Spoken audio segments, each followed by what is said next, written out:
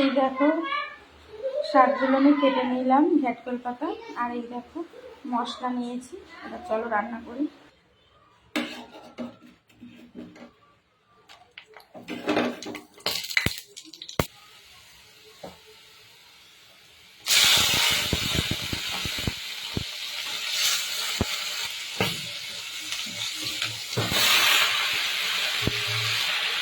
চিংড়ি মাছ দিয়ে ভাজার সময় আমি নুন হলুদ দিয়ে নিয়েছি। এবার এটাকে ভাজা ভাজা করে বেটে নেব।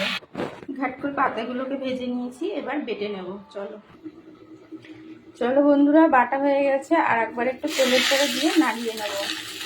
এইভাবে আমার বাটাটা কিন্তু খেতেই দারুণ লাগবে। তা বন্ধুরা, ভিডিওটা তোমাদের কেমন লাগলো অবশ্যই একটা লাইক কমেন্ট করে পাশে থেকো। বন্ধুরা কেমন লাগলো, তা তোমরা কেমন লাগলো অবশ্যই একটা কমেন্ট করে জানিও।